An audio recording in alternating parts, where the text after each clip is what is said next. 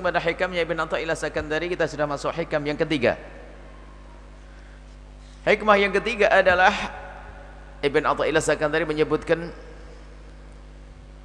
sawabikul himami.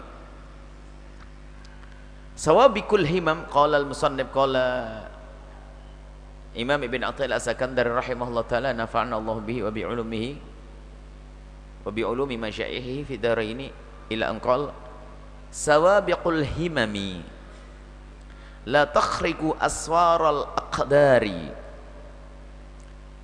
Himmah itu semangat,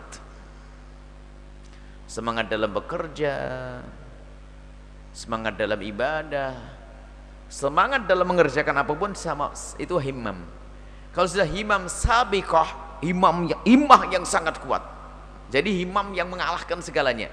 Pokoknya semangat tinggimu di dalam menjalankan apa saja.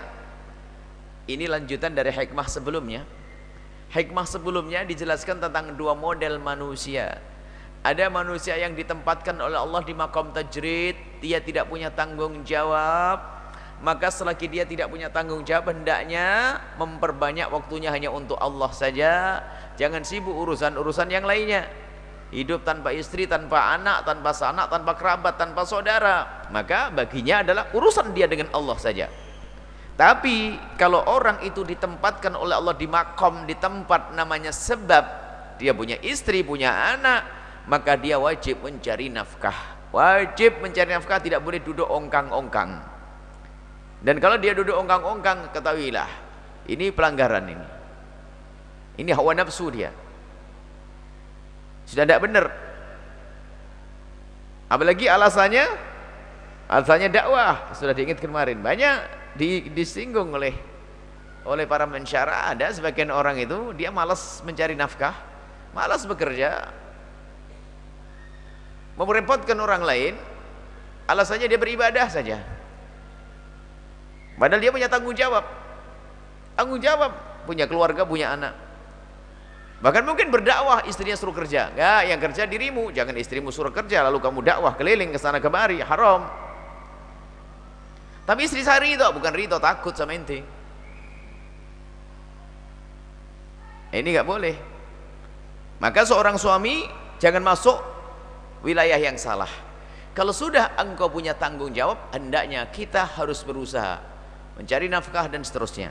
Baik, akan tapi lihat, kalau seandainya kita sudah masuk wilayah sebab, jangan sampai sombong bahwasanya keberhasilanmu itu karena dirimu sendiri. Berusaha dapat duit karena usahaku, aku mengambil sebab, aku yang berusaha, aku dapat duit. Masuk bab ujub, maka langsung dipangkas oleh Ibn Athaillah Sakandari, sawabiqul himami. Tapi ingat, usahamu seperti apapun, dengan jerih payah yang engkau hadirkan seperti apapun, sebesar apapun semangatmu di dalam menjalankan sebab, kerja keras mencari rizki, tapi semua ada batasnya. Batasnya adalah ketentuan Allah. Kamu kaya tidak kaya, ini batasnya ketentuan Allah. Jadi aswarul aqdar, aswar itu sur, pagar. Jadi digambarkan oleh Ibn Athaillah Sakandari ketentuan Allah. Jadi dirimu begini, kamu akan menjadi orang kaya, kamu akan menjadi orang seperti ini, takdir Allah, ketentuan Allah akan seorang hamba dengan model begini. Itu seperti digambarkan dipagari dengan sur, pagar. Jadi tembus nggak bisa. Kalau sudah engkau harus kaya, biarpun dicuri orang berkali-kali tetap kaya, itu maksudnya gitu. Begitu sebaliknya, biarpun kau kerja jungkir balik, kepala jadi kaki, kaki jadi kepala, nggak tahu gimana itu caranya.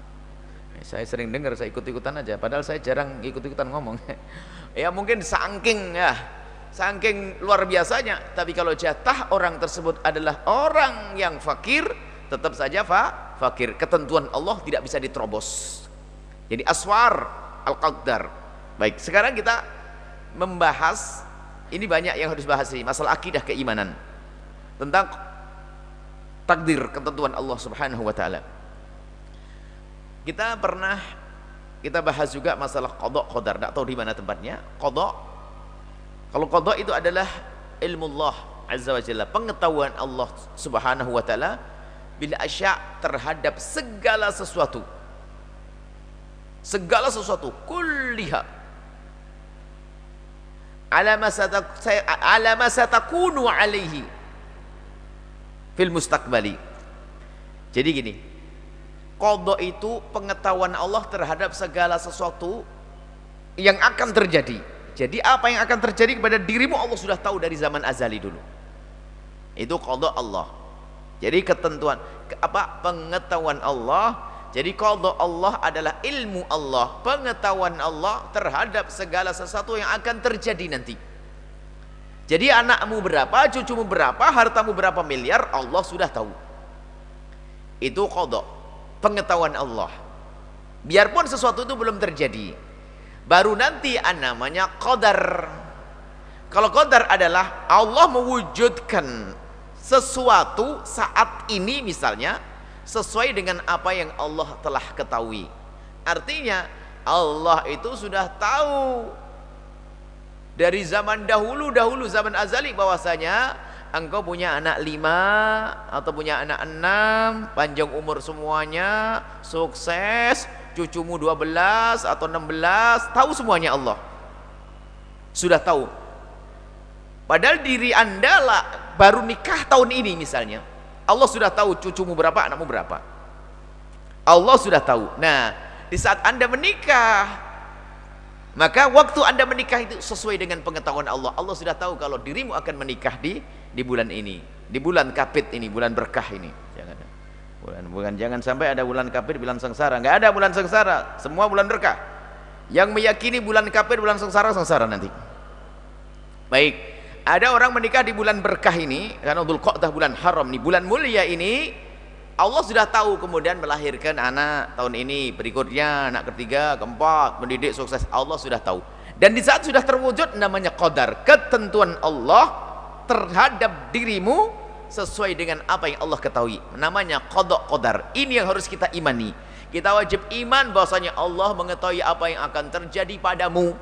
Dan Allah, kemudian yang terjadi padamu saat ini pun sesuai dengan pengetahuan Allah. Allah dari dulu tahu dirimu seperti ini, bahkan kita akan kedip hari ini sudah tahu Allah dari dulu. Ini qadha sama qadar. Di saat Allah menjadikan dirimu seperti ini namanya qadar. Baik. Sekarang ini yang nggak bisa dirubah. Dirimu harus begini, nggak bisa dirubah. Tapi untuk sampai kepada Anda punya anak, sampai Anda menikah, kan biasanya ada sebab. Kamu ngelamar, pergi ke sana, ditolak 6 kali. Allah tahu itu. Tak taunya hari yang ke-7 baru diterima. Lah ini usahamu ini. Jadi usahamu ini termasuk bagian dari ketentuan Allah. Jadi waktu kita ngelamar ditolak, Allah juga tahu. Yang ke-7 istimewa gitu loh maksudnya. Pilihannya cuma gitu, Allah pikirin ini bukan ke levelmu itu. Levelmu harus solehah gitu loh maksudnya. Masa ngelamar orang asal saja gitu. Enggak, pinggirin ya. Harus ke-7 baru dapat. Ibaratnya gitu. Jadi waktu menikah yang ke-7 Allah juga tahu.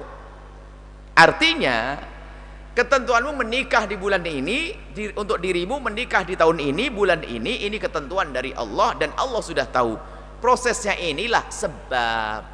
Baik, kemudian setelah menikah Allah tahu anakmu kenyang-kenyang, gendut-gendut, seger-seger. Dari mana? Kau beri suplemen susu, makan segala macam gizi. Dari mana kamu dapat itu semua? Saya cari beli di pasar. Duitnya dari mana? Kerja. Mulai dari kerja beli pasar, Allah juga tahu. Jadi diri kita mengambil sebab. Jadi sebab karena Anda masuk wilayah tadi apa? Sebab. Sudah menikah, setelah menikah punya anak, maka dirimu harus berusaha. Akhirnya Anda berusaha, dan berusahanya Anda diketahui oleh Allah. Allah sudah maha tahu, dan yang menentukan Anda berusaha adalah Allah. Jadi jangan sampai ada orang berkata bahasanya kita tidak bisa berbuat apa-apa. Anda bisa berbuat karena Allah berikan kepada Anda kehendak. Ini biasanya kebingungan seseorang. Ada kelompok 2 akidah besar yang sesat, yang satu Qadariyah, yang satu Jabariyah. Ini pembahasan akidah. Qadariyah mengandalkan akalnya, aku bisa begini, nggak benar. Kaum Mu'tazilah sampai mengatakan kalau aku berbuat dengan kekuatanku sendiri. Api membakar dengan kekuatan yang Allah titipkan di api. Tidak, api membakar karena Allah menghendaki. Jadi api membakar karena Allah kebiasaan iya.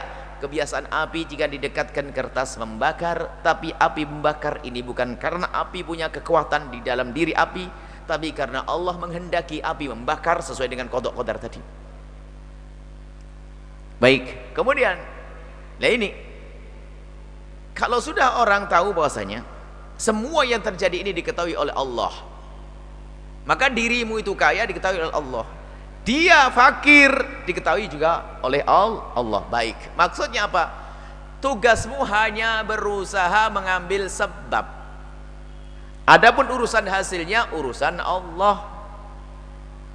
Urusan Allah. Maka seseorang bekerja, banting tulang, meres keringat, tatanya ujung-ujung hasilnya tetap fakir. Karena memang sebesar apapun usahamu, dirimu tidak akan bisa menembus ketentuan Allah yang sudah pasti dan tidak akan berubah.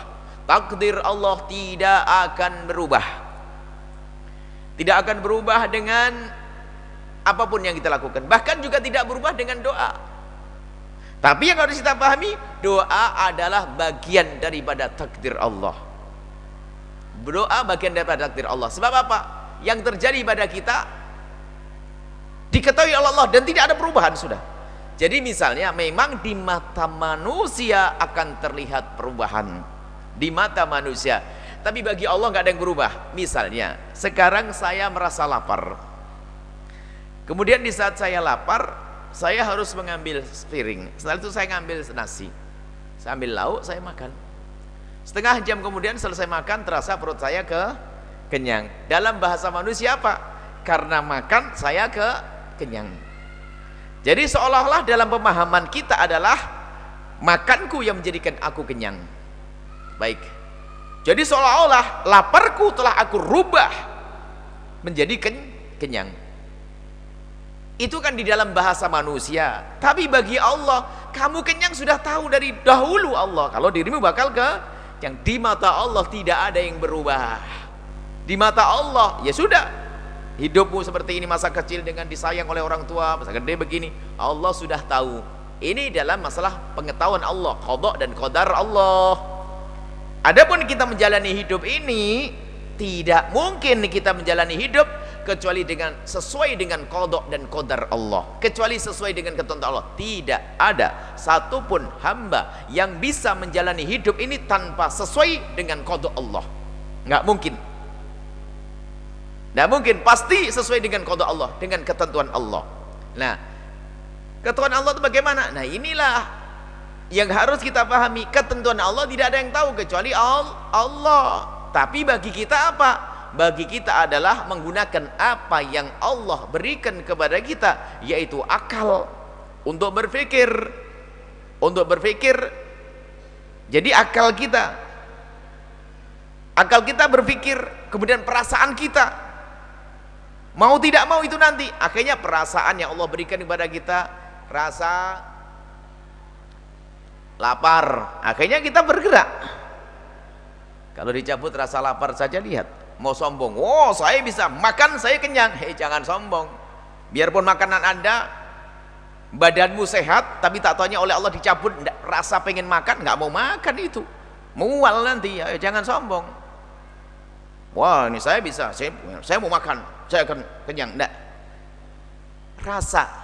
Jadi rasa sendiri itu ternyata Allah berikan kepada kita untuk bisa makan. Nah ini, jadi apa yang Allah berikan kepada kita dari akal, dari rasa, inilah yang hendaknya kita ikuti. Kemudian di samping ada rasa dan akal yang Allah berikan kepada kita, di sana ada petunjuk dari siapa? Juga dari Allah. Maka muncullah, hadirlah seseorang yang ikut petunjuk. Lapar dia makan, petunjuk dari Allah. Itu petunjuk, cuman petunjuk enggak pakai seperti wahyu Quran, enggak. Jadi petunjuk itu ada yang diberikan kepada seseorang langsung. Itu petunjuk langsung. Adapun urusan kebenaran melalui Quran dan hadis, petunjuk wahyu. Kalau urusan seorang ibu tiba-tiba melahirkan sang anak, kucing pun demikian, serigala pun anaknya lahir, disayang, itu petunjuk dari Allah. Biarpun dia tidak bisa baca Quran, tapi petunjuk langsung. Kalau seandainya rasa kasih dan petunjuknya dicabut oleh Allah, nggak ngerti itu. Kalau itu anaknya nggak ngerti. Baik. Nah, petunjuk itu diberikan oleh Allah sehingga menjalankan dia sesuai dengan petunjuknya. Baik petunjuk yang tertulis di dalam Al-Quran, hadis Nabi yang dipahami ulama, atau yang dititipkan di dalam perasaan kita. Sehingga kita rindu kepada anak kita. Kita pengen makan. Kita patuh. Pengen seger, diberi oleh Allah ngantuk. Itu petunjuk juga sebetulnya. Cuman tidak ditulis. Jadi kalau kita tidak turuti, sakit kita. Saya nggak mau tidur, nggak mau. Coba mau ngapain? Pokoknya saya paksa itu, dia tetap ketiduran. Nggak boleh sombong. Kemudian apa lagi?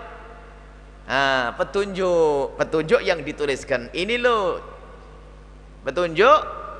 Ada yang namanya wahyu. Ada petunjuk buatan manusia. Tapi akal bisa mengerti juga. Contoh, kanan Tegal, kiri Surabaya, kiri Jakarta. Petunjuk kan? Anda punya akal. Coba, enggak usah, jangan sok ngingkari deh yang demikian. Anda main ke Tegal, ada rambu-rambu, rambu gede. Kanan Tegal, kiri Jakarta. Biar yakin betul, di Tegal ditunggu. Ada orang ngasih duit 100 juta. Coba. Ada rambu-rambu. Kanan Tegal, baca. Anda punya akal, Anda butuh duit. Coba belok kiri apa belok kanan? Coba jujur, nggak usah menghayal yang macam-macam. Kenyataan, Anda butuh uang, utangnya banyak. Nggak punya utang insya Allah nih. Duit kebutuhannya banyak, ada orang ngasih duit 100 juta. Itu ada di Tegal, rambu-rambu. Kanan Tegal, kiri Jakarta. Coba jujur, naik mobil ke kanan atau ke kiri? Kanan. Kanan Tegal, kiri Jakarta. Duitnya di Tegal, ke kanan atau ke kiri? Ke kanan. Otomatis. Karena apa? Anda ngikuti petunjuk. Lalu kenapa gitu petunjuk? Karena saya berpikir diberi oleh Allah cara untuk berpikir dan berpikir betul. Kadang-kadang orang memahami begini susah. Apa tidak percaya orang bikin pikirannya? Ya dibilang saja gila dia, kita selesai. Nggak mau juga dibilang gila. Jadi kalau tidak gila, kamu sadar, akalmu sehat. Baik. Kalau akalmu sehat, gunakan akalmu untuk berpikir. Itu rambu-rambu. Ada lagi tulisan, mohon tidak masuk wilayah ini, banyak harimau. Ya jangan masuk, akal Anda sehat, ngerti Anda harimau nerekam. Baik, ini urusan yang dohir yang jelas dulu. Sama, petunjuk dari Allah yang menciptakan harimau, yang menciptakan orang yang buat rambu-rambu. Allah mengatakan, ini jalan ke surga. Sekarang begini loh ya, rambu-rambu kanan ke Tegal, duit nunggu di sana, kiri ke Jakarta. Baik, akal sehat harus ngikuti. Karena saya butuh duit dan saya ngerti Tegal itu ke kanan, maka saya mau tidak mau harus pergi ke kanan. Harus ngikuti akal saya, petunjuk yang Allah berikan melalui akal, faham. Tapi lihat, jangan Anda memastikan kalau saya sampai Tegal. Ini ada aqdar, ada ketentuan Allah. Kalau ketentuanmu memang sampai Tegal, lancar. Kalau nggak sampai Tegal, macet, bocor banmu. Atau jeder masuk rumah sakit Jakarta, nggak sampai Tegal, aneh kan? Makanya jangan sok. Jadi maksudnya kata Ibn Athaillah Sakandari, tugasmu itu menjalankan tugas sesuai dengan petunjuk. Ujungnya nanti Allah yang atur. Kalau pengen ngambil duit ya belok kanan ke arah Tegal. Itu akal sehat, dirimu bener ngikuti petunjuk. Tapi jangan memastikan aku pasti ke Tegal. Oh belum tentu. Tabrakan jeder rumah sakit Cirebon pun nggak bisa, tato nyampe ke Jakarta. Itulah maksudnya Ibn Athaillah Sakandari, sebesar apapun usahamu jangan kau pastikan bahasanya kau akan berhasil dengan usahamu. Karena apa? Sudah ada ketentuan di situ. Tapi jangan juga kamu berkata sudah ada ketentuan, kenapa aku berusaha? Lah ini ya sudahlah, tidur aja lah, kalau memang saya dapat duit ya pasti kaya. Itu pemalas, diamin. Biarpun orang tidak ngerti iman pun dari pagi sudah kerja kok, itu nggak punya iman misalnya. Yang aku iman kok sok bener nih. Yang nggak punya iman pun ngerti, dia harus berusaha. Baik, inilah. Jadi Ibn Athaillah Sakandari setelah menyebutkan bahwa ada di antara kita itu memang diletakkan oleh Allah di makom sebab, harus berusaha. Tapi ingat, jangan sampai dirimu sombong dengan usahamu. Dan bahaya sekali kalau orang sudah sombong dengan usahanya. Jadi di berusaha pun kita tetap memohon kepada Allah. Berdoa bagian daripada usaha. Dan harus yakin bahasanya semuanya ini adalah menjalankan petunjuk. Kalau yang tidak menjalankan petunjuk dari awal sudah dianggap salah. Contoh tadi, kalau ke Tegal itu belok kanan, ngambil duit di sana, tak taunya ada orang kok belok kiri, tulisannya Jakarta. Tanya orang dimanapun, asalkan yang ditanya orang berakal, bener ndak saya ngambil duit ke Tegal belok kiri ke Jakarta? Semua bilang kamu salah, tapi saya akan ke sini bakal sampai nanti. Kamu gila. Oh, bukan jalannya kok, aneh bener kamu itu. Kan gitu. Jadi gitu. Artinya ikuti petunjuk, satu sisi ikuti petunjuk. Dan tapi jangan juga pastikan dengan apa yang kamu lakukan dari usahamu itu dirimu pasti mendapatkannya.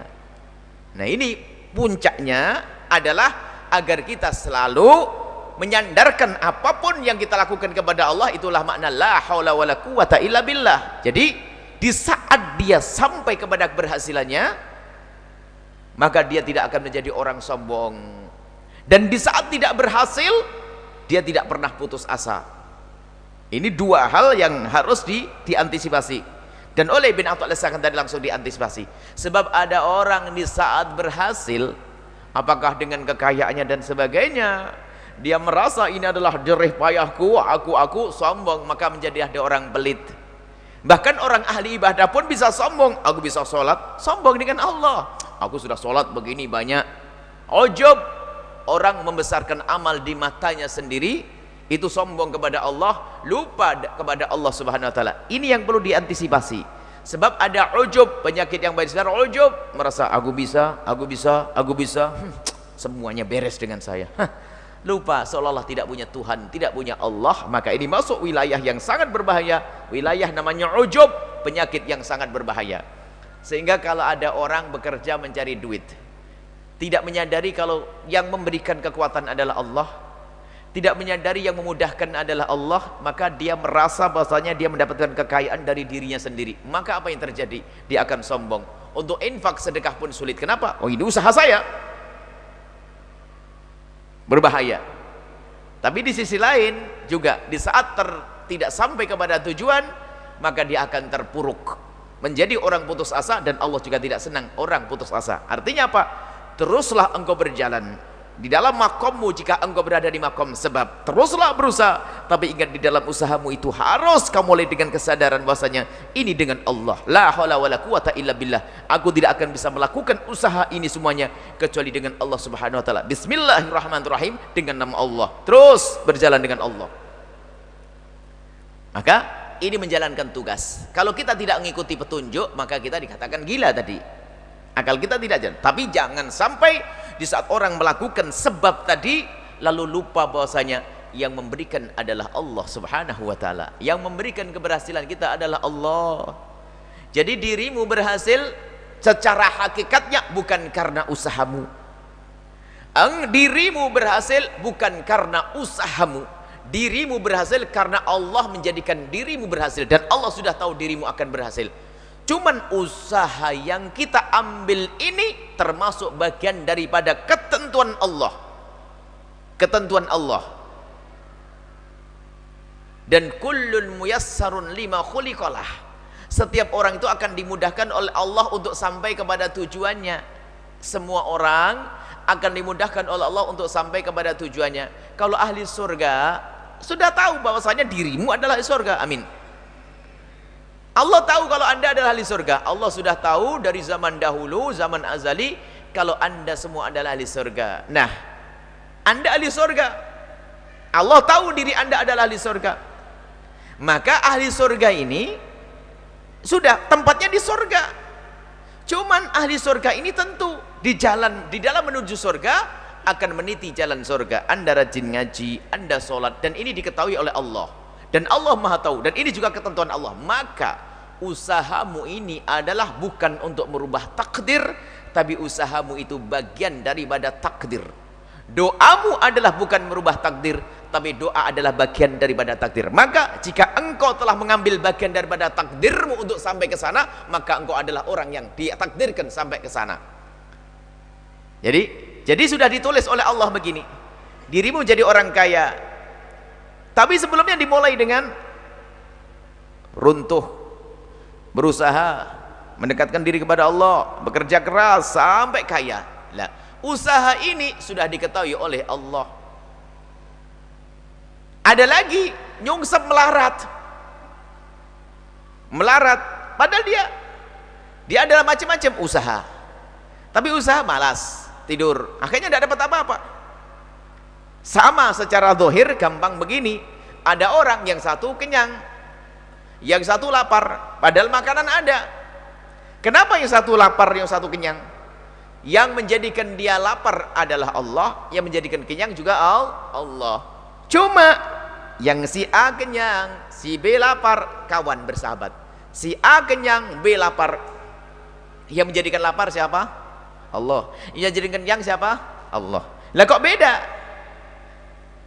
Adapun ketentuan di sini sama, ini kenyang, ini lapar. Allah sudah maha tahu tentang kekenyangan si A dan laparnya si B. Cuman kalau kita tarik ke belakang, Allah juga tahu si A ini malas, tidur aja, terus karena tidur telat, pondoknya bagi nasinya sudah habis, makanya yang lain kenyang, dialah lapar karena dia tidur. Atau dia malas, nanti aja deh, ayo cepat ambil, enggak deh nanti. Jadi kemalasan dia Allah juga tahu. Allah juga tahu. Yang satu bangun pagi, siap-siap nyiapin piring, ada jamnya ngambil nasi, langsung dia ngambil nasi, lalu dia makan, kenyanglah dia. Lah, mengambil nasi ini juga termasuk bagian ketentuan dari Allah. Dia ketiduran juga ketentuan dari Allah. Jadi kita ini adalah mata rantai, rentetan takdir sampai Anda masuk surga. Itu rentetan takdir. Makanya kalau bicara tentang ketentuan Allah itu jangan sok jadi Tuhan. Kalau Allah sudah tahu kalau dirimu adalah ahli surga, tapi kalau Allah ada si fulan masuk neraka, Allah juga tak tahu. Tapi kalau sekarang kita sok jadi Tuhan, begini Allah berkata, ya kalau memang saya itu ahli surga, biarpun saya maksiat kan tetap jadi ahli surga. Makanya biarin deh maksiat. Kok bisa? Tanyakan, siapa yang bilang ente ahli surga? Siapa yang ngomong ada kabar wahyu turun kepadamu kalau kamu ahli surga atau bagaimana? Atau sebaliknya, ya biarpun saya ibadah banyak, kalau saya ahli neraka tetap masuk neraka. Ya mending tidak usah sholat. Tanyakan kepada dia, siapa yang bilang kamu ahli neraka? Kamu tuh sok tahu. Lah kan sudah ketentuan Allah kan di zaman azal, kalau orang ditentukan neraka, neraka. Iya itu kan ketentuan Allah, urusan Allah bukan urusanmu. Yang tahu Allah, bukan kamu yang tahu. Kamu tidak tahu apa yang terjadi di akhirat nanti. Jangan ke akhirat, 2 menit ke depan saja tidak tahu loh Anda ini. Anda mau berkedip mata berapa kali setelah ini? Batuk, nafas berapa ini? Tidak ngerti, jangan sok tahu. 2 menit ke depan saja kita tidak tahu, jangan sok tahu tentang nanti di akhirat. Maka apa yang harus kita lakukan saat ini? Sesuai dengan petunjuk Allah, dengan apa yang Allah berikan kepadamu, akal dan syariat. Selesai petunjuk, jalani petunjuk ini, maka engkau akan sampai kullu muyassarun lima khuliqalah. Kalau memang dirimu ahli surga, maka Allah akan bukan akalmu, memberikan akal kepadamu, kemudian hati yang sadar, kemudian ada petunjuk wahyu, kemudian kamu mengikuti. Di saat dirimu mengikuti, sampailah kepada surga. Ini tugas kita. Termasuk dalam urusan bekerja juga demikian. Kalau memang Allah meletakkan dirimu di maqam sebab, maka bekerjalah sesuai dengan syariat Allah. Bekerja yang halal, bekerja yang halal, terus kumpulkan rizki untuk mencukupi anak istri. Itu termasuk bagian ibadah. Tapi ingat, sebesar apapun usahamu, ketahuilah itu tidak akan keluar dari ketentuan Allah. Kalau jatahmu sehari itu sebulan adalah 2 juta, biarpun jungkir balik juga tetap 2 juta. Hati-hati ya. Wah, tapi saya yang lembur biar tambah berapa? Alhamdulillah tahun ini, bulan ini adalah bukan 2 juta, saya dapat 5 juta. Tapi jatah dari Allah berapa? 2 juta. Lalu dia dapat 5 juta, tenang aja. Masuk rumah sakit anaknya, habis 3 jutanya. Makanya kalau sudah dijatah oleh Allah, ya sudah. Semoga jatah kita jatah yang cukup, lahir batin kita cukup. Baik, ini saja. Mari ya, setelah ini kita tutup. Jalani tugasmu yang berat dari makom sebab. Ngambil makom sebab, jalani dengan satu, jalani sebab ini sesuai dengan syariat. Kalau sebab itu tidak sesuai dengan syariat, seperti orang tidak ada sebab. Artinya apa? Bekerja, jangan sampai kita bekerja dengan cara yang haram. Jangan berhujah bahwa aku kan diletakkan oleh Allah di makam sebab, punya anak, istri dan sebagainya. Karena ini kewajiban. Ya, yang penting aku dapat duit. Ya, nyuri dah, nyopet, ngerampok. Oh, nggak bisa. Maka bahasa lain yang pernah kami sampaikan, sebaik apapun tujuanmu, jika cara untuk menggapai tujuan tersebut salah, maka dirimu tidak akan sampai kepada tujuan. Sebaik apapun tujuan, tapi kalau caranya salah, tidak akan sampai kepada tujuan. Bangun masjid adalah bagus, hebat. Semua orang mengatakan bangun masjid untuk sholat beribadah kepada Allah bagus, baik. Tapi kalau ternyata kita menggerakkan orang untuk ngerampok bangun masjid, gimana ceritanya? Ngerampok untuk bangun masjid yang nggak diterima oleh Allah.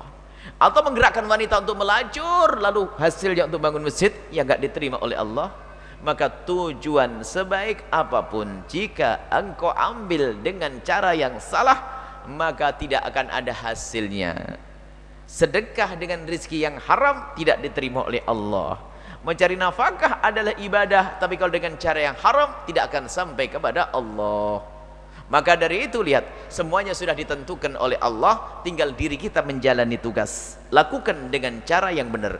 Dan jatahmu sudah jelas. Jatahmu, rizkimu misalnya 10 juta sebulan, itu jatahmu.